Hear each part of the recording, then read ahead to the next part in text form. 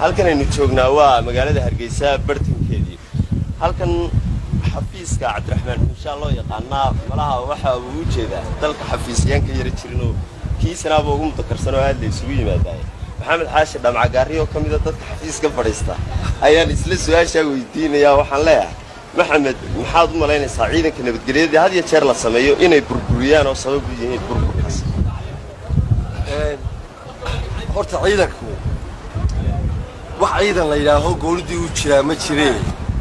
waxa jira saysaab dhan oo dawladnimo oo ballaaran ayuuba ciidanku wuxuu ka mid yahay qayb yar oo ka mid yahay gaariga gobolada halka maraysa hada isbeer baaru kala furfurto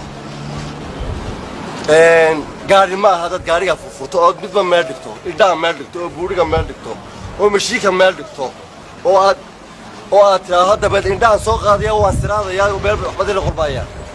waxay gaari noqdaan oo la fuulaa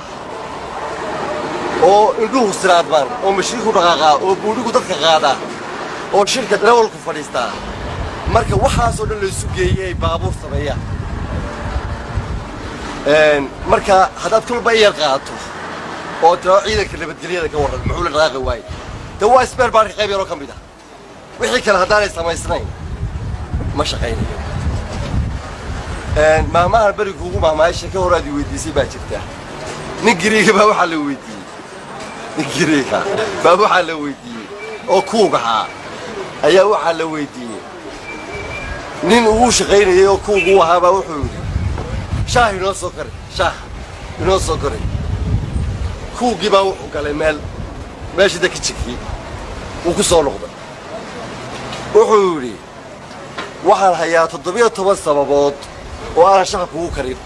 karin karin ninkii odayga ahaa ee shaah u dirsaday baa yaaba wuxuu yiri 17 sababood ee aan shaah igu karin waa maxay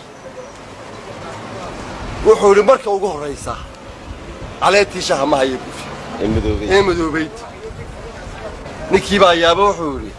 16 sababood ee kala iska hayso ma hadaan caleetii shaah hay shaah karsami maaye 16 sababood ee kalaba inoo hay iska hayso horta waxa kulay dawladnimo ma jirto dawladnimo inoo dhisay oo qaab